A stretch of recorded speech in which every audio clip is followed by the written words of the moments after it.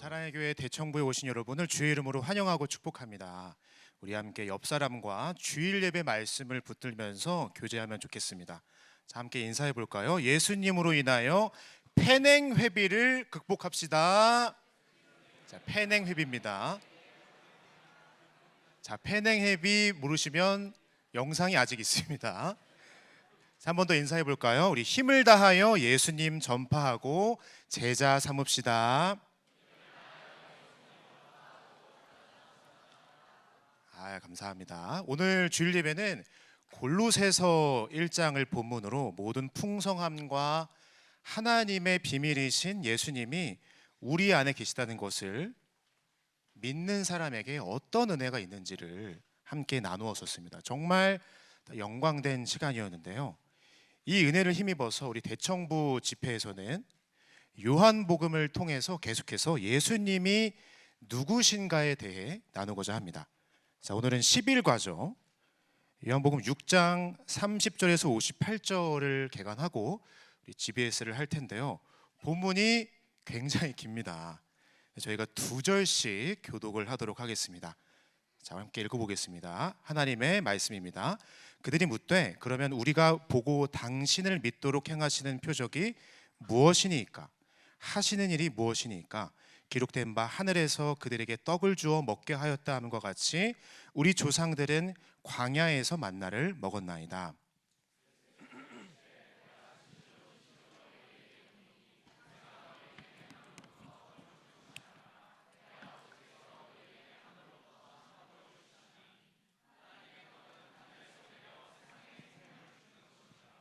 그들이 이르되 주여 이 떡을 항상 우리에게 주소서.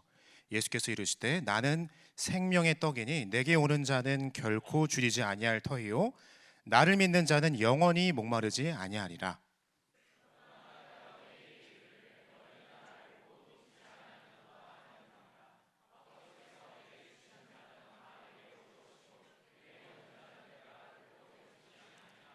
내가 하늘에서 내려온 것은 내 뜻을 행하려 함이 아니요 나를 보내신 이의 뜻을 행하려 함이니라. 나를 보내신 이의 뜻은 내게 주신 자 중에 내가 하나도 잃어버리지 아니하고 마지막 날에 나 다시 살리는 이것이니라.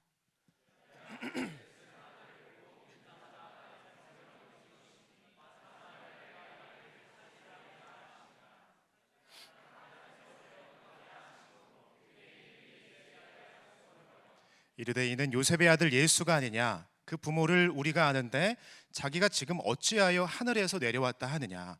예수께서 대답하여 이르시되 너희는 서로 수군거리지 말라.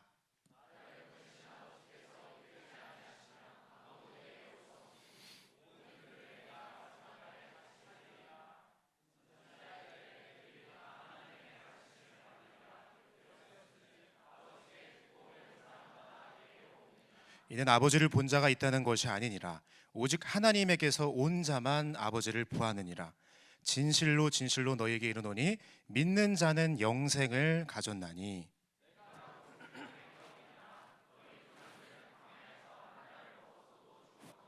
이는 하늘에서 내려오는 떡이니 사람으로 하여금 먹고 죽지 아니하게 하는 것이니라. 나는 하늘에서 내려온 살아있는 떡이니 사람이 이 떡을 먹으면 영생하리라. 내가 줄 떡은 곧 세상의 생명을 위한 내 살이니라 하시니라.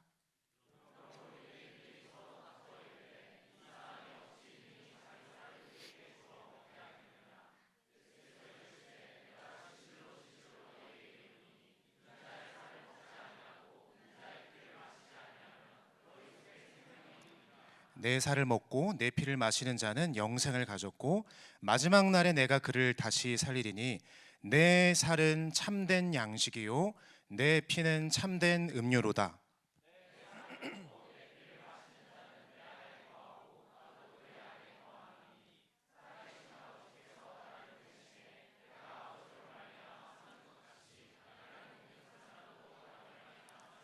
같이 읽겠습니다. 이것은 하늘에서 내려온 떡이니 조상들이 먹고도 죽은 그것과 같지 아니하여 이 떡을 먹는 자는 영원히 살리라. 아멘. 자, 오늘 보통 급식을 먹는 고등학교 시절을 지나서 우리가 갖는 매일의 난제가 있습니다. 오늘 점심은 뭐 먹지? 설사 이제 회사에서 사내식이 나와도 오늘 메뉴는 뭐지? 이렇게 궁금해합니다. 하지만 정작 메뉴는 비슷한데 저 같은 경우도 이전에 직장 다녔던 거 생각을 해보면은 뭐 비슷비슷합니다. 김치찜, 찜닭, 밀면, 뭐 돼지국밥 이렇게 무한 루프를 하고, 아니면 뭐 제육, 돈가스, 순대국밥 무한 루프를 합니다. 요즘 이다니엘 목사님과는 서초동을 다양하게 섭렵하고 있습니다. 어쨌든 이 배부르게 먹으면 더 이상 못 먹겠다고 하다가도 시간이 좀 지나고 또다시 고민이 시작이 되죠. 오늘 저녁은 뭐 먹지? 아무리 맛있는 걸 먹어도, 비싼 걸 먹어도 그 포만감은 하루를 넘기지 못합니다. 오늘 본문에 등장하는 무리들도 딱 이랬습니다. 어제 오병이어의 기적을 체험해서 배부르게 먹었던 이들은 하루가 지나니까 또 배고파 하는 겁니다.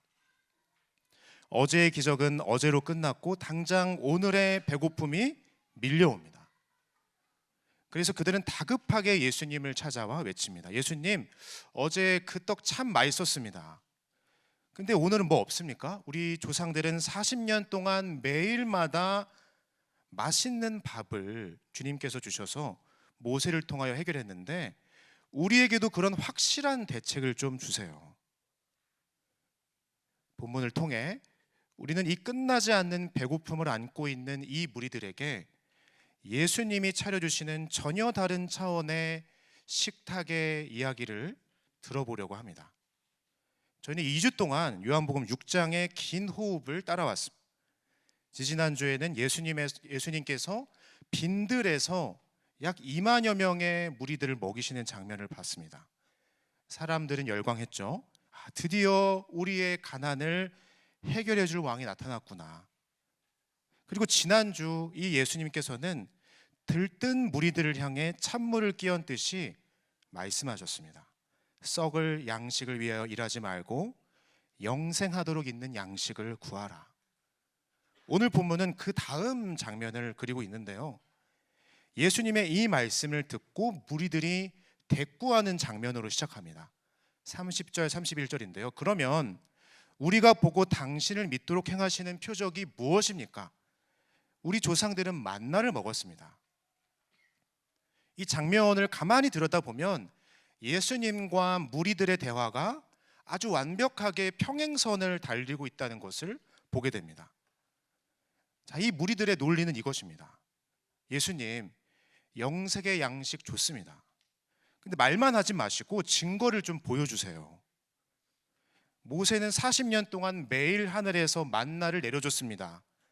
당신이 진짜라면 어제 한번 떡 준 거 말고 모세보다 더 확실한 거, 내 평생의 밥줄을 책임질 지속적인 시스템을 좀 내놓으세요. 이 무리들은 예수님의 능력을 부정하는 게 아닙니다. 오히려 그 능력을 내 방식대로 이용하고 싶었던 것입니다. 예수님은 내가 너희에게 생명을 주러 왔다고 하시는데 이 무리들은 생명은 됐고 생화를 보장해 줘라 라고 합니다. 혹시 우리의 기도가 이 평행선 위에 있을 수 있습니다. 주님, 저 주님 믿습니다. 그러니까 제발 내 현실의 문제, 이 만나의 문제부터 확실한 표적을 보여주세요. 오늘 이 예수님은 이 답답한 평행선을 깨트리기 위해 아주 충격적인 말씀을 시작하십니다. 이 도무지 깨지지 않을 것 같은 불통의 상황에서도 포기하지 않으시고 못 알아듣시는 줄 알면서도 그들을 살리기 위해 충격적인 자기소개를 하십니다. 35절입니다. 예수께서 이르시되 나는 생명의 떡이니 내게 오는 자는 결코 줄이지 아니할 터이요. 헬라어에는 생명이라는 이 말이 조에와 비오스가 있습니다. 간단하게 비오스는 육신의 생명, 조에는 영의 생명을 뜻합니다. 자, 예수님께서 스스로를 생명의 떡이라고 하시는데 여러분 이 말씀이 얼마나 파격적이신지 조금 묵상해 봤으면 좋겠습니다. 예수님이 누구십니까? 온 우주를 지으신 창조주이십니다. 그리고 마지막 날에 세상을 심판하실 심판주이십니다. 요즘 한창 날쌔마시는 분들은 요한계시록 묵상하시잖아요. 근데 이 위대하신 하나님이 지금 배고픈 우리 수준에 딱 맞춰서 자기를 소개하십니다. 나는 위대한 왕이다, 나를 경배하라고 하지 않으시고, 얘들아, 내가 너희의 밥이다. 영어는 이제 빵이라고 하는데 우리는 떡 이런데 사실은 밥이 더 맞죠. 이것은 하나님의 맞추어 주심입니다. 엄마가 갓난아이에게 혀 짧은 소리를 내면서 지금 따라하려고 하는데 이렇게 뭐 하잖아요.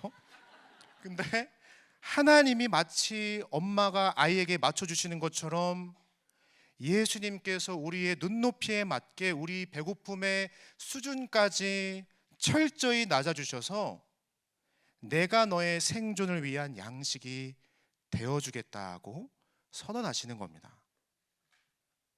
근데 우리는 이 엄청난 은혜 앞에서도 이 무리들은 감격하기보다는 자꾸 계산기를 돌립니다.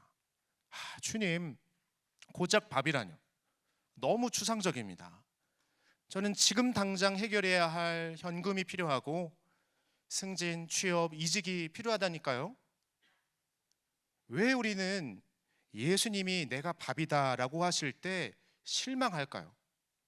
왜 우리는 창조주를 눈앞에 두고도 자꾸 딴 것을 달라고 조를까요? 그 이유는 딱 단 하나입니다.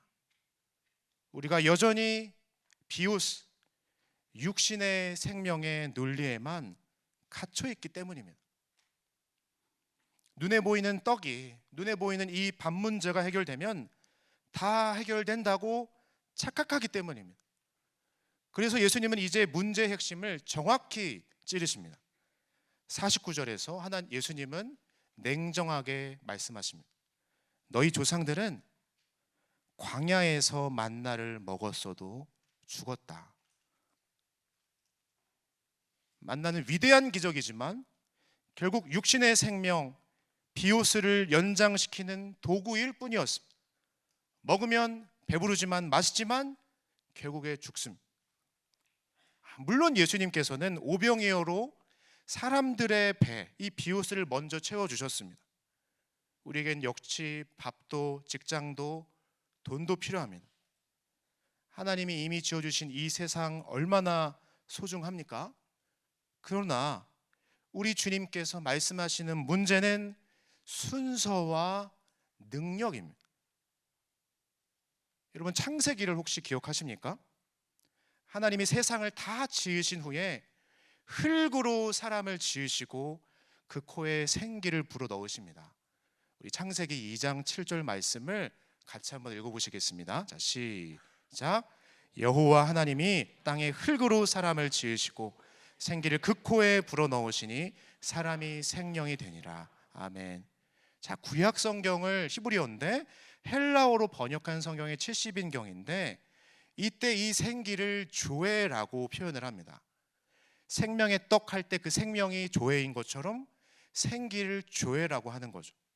놀라운 사실은 이 생기를 받았을 때 비로소 살아있는 생명, 영어로 living person, 살아있는 사람이 된다고 합니다.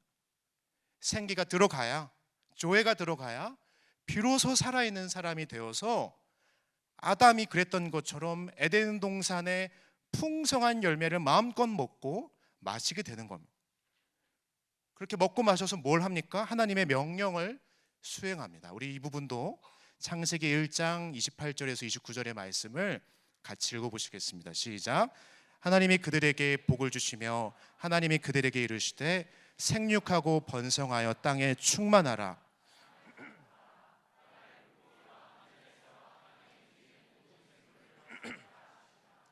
하나님이 이르시되 내가 온 지면에 씨 맺는 모든 채소와 씨 가진 열매 맺는 모든 나무를 너희에게 주노니 너희의 먹을거리가 되리라. 아멘. 너무나 놀라운 비밀이 여기 담겨 있습니다. 생기가 들어가니 사람이 되어 에덴의 식탁이 열렸고 잘 먹고 마시고 그 힘으로 세상을 다스리고 정복하는 청지기, 그리스도의 온전한 제자의 삶을 살게 되는 것입니다. 반대로 생기가 없는 이 흙덩어리 먼지는 세상을 다스리기는커녕 오히려 세상에 밟히고 돈에 휘둘리고 이 환경에 정복당하는 것. 그래서 예수님은 오늘 본문에서 이렇게 선포하시는 겁니다. 야, 너희가 밥심으로 사는 게 아니다. 내가 바로 그 생기다. 나를 먹어야 너희 안에 하나님의 생명이 들어가야 너희가 그토록 힘들어하는 이 현실 비오스를 정복하고 다스리고 충만하게 할 수 있다. 조회가 있는 사람은 비오스에 눌리지 않습니다. 왜냐하면 애초에 그렇게 하나님께서 지어주셨기 때문에 생기가 들어간 다음에 비오스를 다스리는 것처럼 조회가 있는 사람만이 비오스, 세상을 하나님 자녀답게 대할 수 있게 되는 것입니다. 이 놀라운 은혜를 사도 바울은 이렇게 고백하고 있습니다. 빌립보서 4장 우리 12절입니다. 이 부분도 같이 한 목소리로 읽겠습니다. 시작. 나는 비천에 처할 줄도 알고 풍부에 처할 줄도 알아. 모든 일 곧 배부름과 배고픔과 풍부와 궁핍해도 처할 줄 아는 일체의 비결을 배우는. 아멘. 자, 이것이 조회를 가진 사람의 능력입니다. 순서가 똑바로 되니까 돈이 많다고 고만하지도 않고 돈이 없다고 비참해지지도 않습니다. 그 모든 상황을 다스리고 요리할 줄 아는 힘이 있습니다. 왜 그렇죠? 내 안에 이미 세상을 이기신 예수의 생명이 꿈틀대고 있기 때문입니다.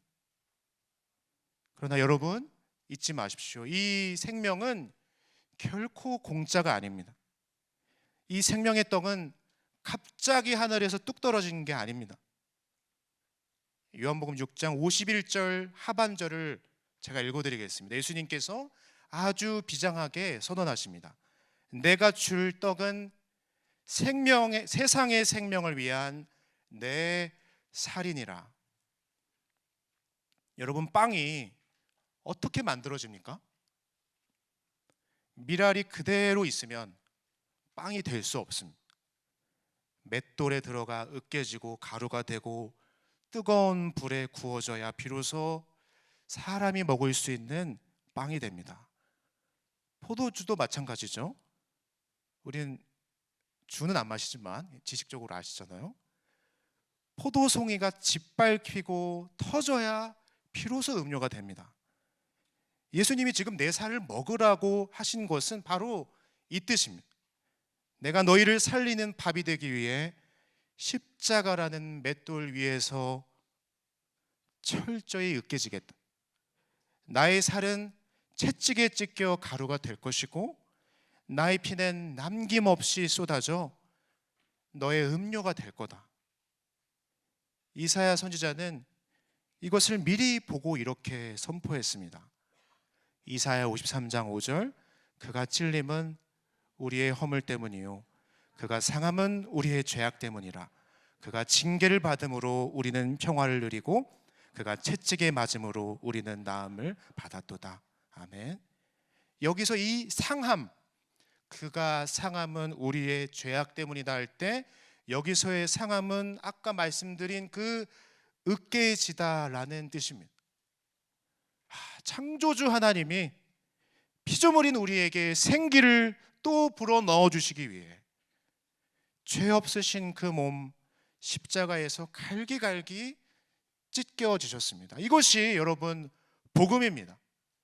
우리가 치러야 할 죄값, 우리가 당해야 할 영원한 굶주림과 죽음을 대신 해결하시기 위해 예수님은 친히 우리를 위한 한 끼 식사가 되어주실 만큼 스스로를 파괴시키신 것입니다. 그리고 본문 요한복음 6장 53절에서 이렇게 호소하십니다. 인자의 살을 먹지 아니하고 인자의 피를 마시지 아니하면 너희 속에 생명이 없느니라. 여러분, 밥을 눈으로만 봐서 훌륭한 요리네 하면서 감상하면 굶어 죽습니다. 입에 넣고 씹고 삼켜서 내 위장 속에서 녹아 없어져야 내 피가 되고 살이 됩니다. 그래서 먹는다는 것은 완전한 연합입니다. 예수님을 먹는다는 것은 단순히 교회를 다닌다는 것을 의미하지 않습니다. 나를 위해 으깨지신 예수님의 그 십자가 사랑을 내 영혼 깊숙이 받아들이는 것입니다. 주님, 주님의 찢기신 살이 나의 죄 때문임을 믿습니다. 주님의 흘리신 피가 나를 살리는 유일한 생명임을 믿습니다. 이제 내가 사는 것이 아니요 내 안에 그리스도께서 사시는 것입니다. 이 고백과 함께 예수님을 꿀꺽 삼키는 것, 그분의 죽음을 나의 생명으로 맞바꾸는 것, 이것이 우리가 매일 누려야 할 구원의 식탁입니다. 주 안에 사랑하는 여러분, 이 피 묻은 복음의 초청 가운데에서도 66절을 보면 수많은 사람이 떠나갑니다. 그들은 십자가의 떡, 조회를 거부하고 다시 편안한 세상에 떡, 비오스를 찾아 돌아갑니다. 그들의 끝은 결국 영원한 배고픔일 겁니다. 수천 명의 무리들이 흩어졌고, 우리가 읽진 않았지만 6장 뒷부분에 수천 명의 무리들이 흩어지고 수십 명의 제자들도 흩어지고, 이제 남은 12 제자에게 예수님이 물으십니다. 68절에 너희도 가려느냐? 자, 베드로가 대답을 하는데, 저는 감히 우리 대청부 아바드 공동체가 이 12명 같은 500명, 600명 공동체 되기를 소원합니다. 숫자에 상관없이 모든 형제 자매들이 이런 고백을 하기를 너무 간절히 소원합니다. 우리 함께 같이 68절을 읽어보시겠습니다. 시작. 시몬 베드로가 대답하되 주여, 영생의 말씀이 주께 있사오니 우리가 누구에게로 가오리이까? 아멘.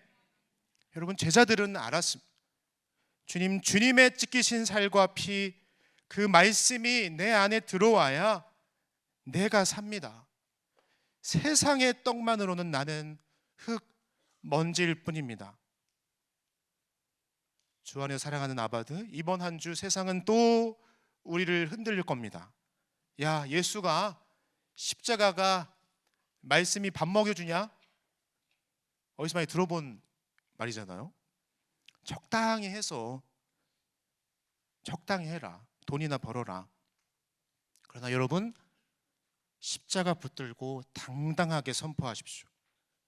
그래, 십자가가 나를 살렸다. 예수 생명 들어가야 밥벌이도 제대로 한다. 나는 밥을 위해 사는 노예가 아니라 나를 위해 죽으신 예수님의 생명으로 세상을 다스리고 정복하는 하나님의 자녀다. 여러분, 이것은 의무가 아닙니다. 목숨을 건 특권입니다. 바쁜 일상 속에서 말씀을 펴는 것은 짐이 아닙니다. 나를 위해 으깨지신 주님의 사랑을 먹고 방전된 내 영혼이 다시 살아나는 유일한 생명의 식사입니다. 이제 말씀을 맺겠습니다. 우리 찬양팀 올라와주시면 감사하겠습니다. 주 안에서 사랑하는 아바드, 생기 되시는 예수님, 나를 위해 찢기신 그 사랑을 밥 먹듯이 먹고 마십시오.